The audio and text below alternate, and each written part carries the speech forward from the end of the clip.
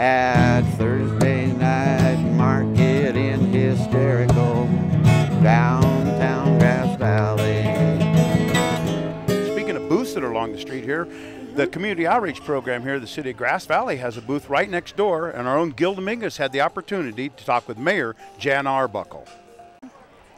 Thanks a lot, guys. I am with Jan Arbuckle, our mayor here in Grass Valley. And Jan, thank you so much for coming by our Thursday night market set here. Well, thank you so much for inviting me. It's a privilege to come out and talk with you guys. Well, you know, one of the reasons we had you out is not only are you the mayor, but the city council has had a booth here, which is, I think, pretty innovative in having an outreach program and talking with the community. It is. This is our third year coming out here, and we take turns, and it's a great avenue for our people who live in the area, or even if they don't live in the area, if they have a question about what's going on at City Hall, or usually it's about what's going on with their water bill or something like that. But, you know, so we always have somebody out here to answer those questions and just, be with the community. What's been some of the feedback that you've heard?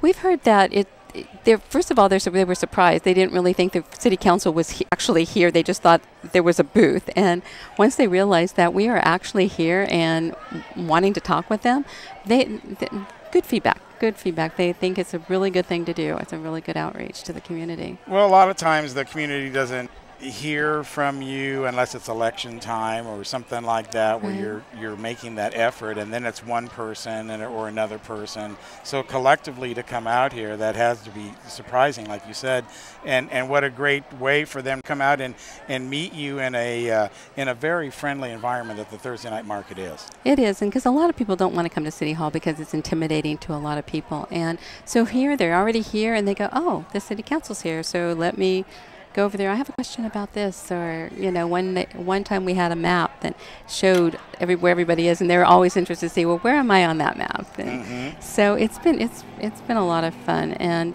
one of the things that I started last year was I do Monday with the mayor.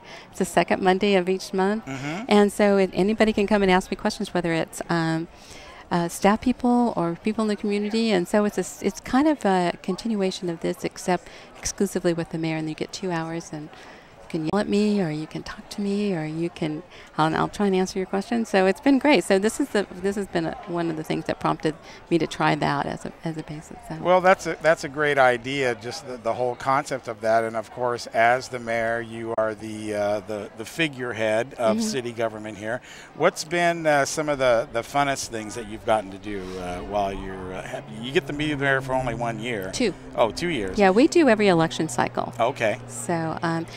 So I really think my ability to have the interaction with kids. I am able to go to like Eagle Court of Honor for Boy Scouts. They get a mayor's recognition, and so instead of just sending it, I actually go.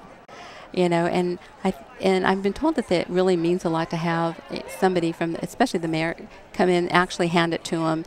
And that, and the school kids that come and they want to, part of their, maybe part of their school curriculum is you have to go to visit to City Hall, and I let them sit up on the dais and pound the gavel, and they have great fun. So I think my interaction with the kids and my ability to do that has been the most rewarding for me. Well, it's got to be rewarding because it's public service, and I don't know why any of you guys would do that, much less run for another term like you're doing right now. And but thank you for doing that. We need city government here. Of course, you weren't always the mayor.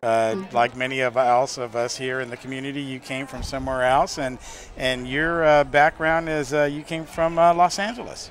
Originally, I was born down there, went to school, and left there probably in early 1970s, and have lived in the Sacramento area until I moved up here in the beginning of 2003. So. And then in Sacramento, I know we were talking off camera before the interview started, and you had the opportunity to do something a lot of people would like to do, which was become a county sheriff. I was.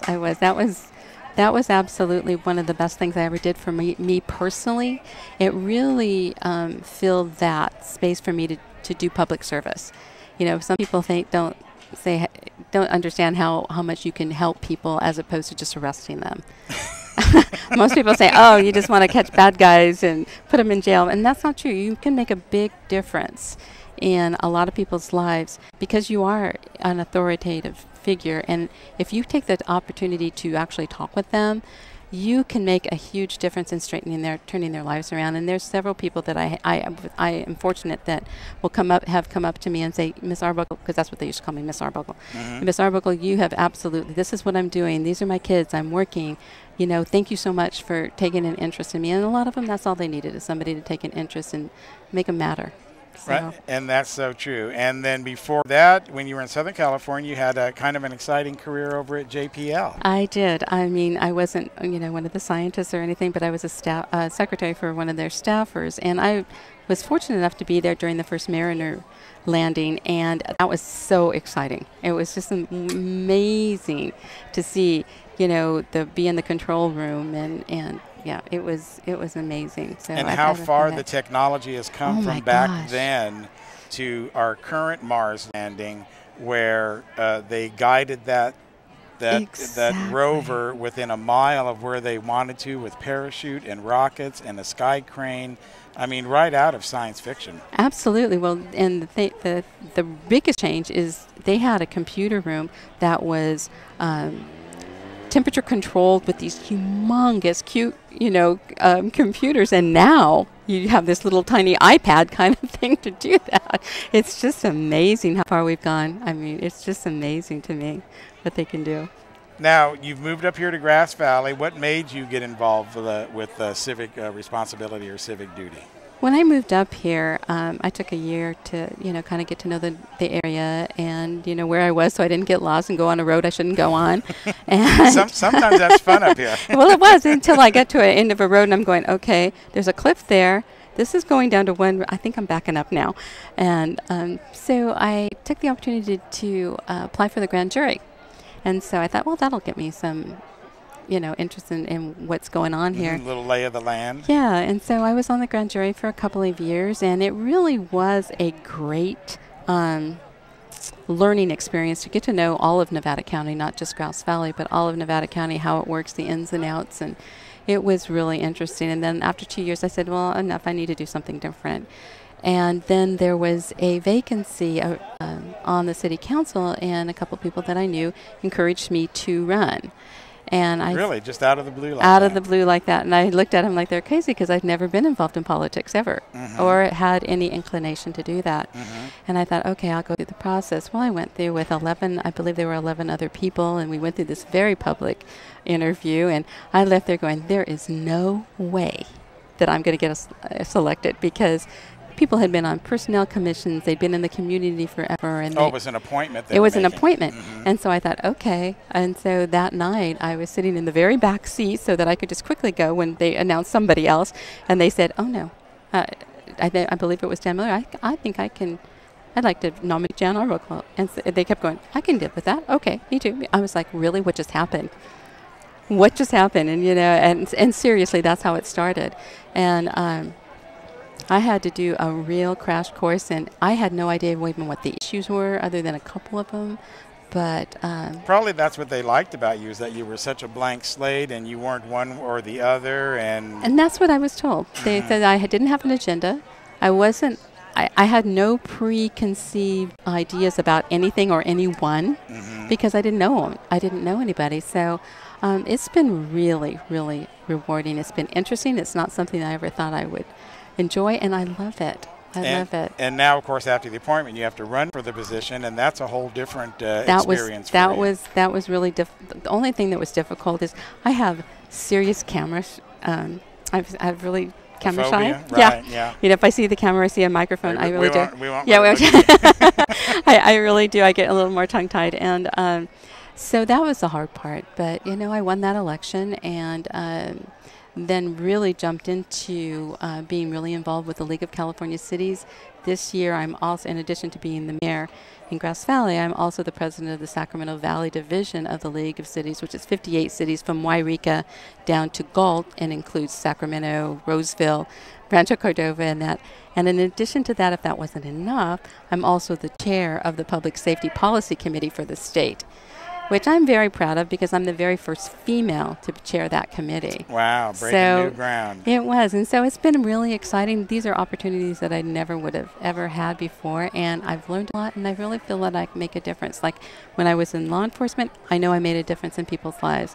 This is just another way of making a difference, and that's my passion is just being a public servant. And of course, in this election that's coming up, you're running against some of your friends. Lisa's running. I mean, it's not like you're running against each other per se, but there's only so many seats available. There's 3 seats, and and I look at it as not running against somebody.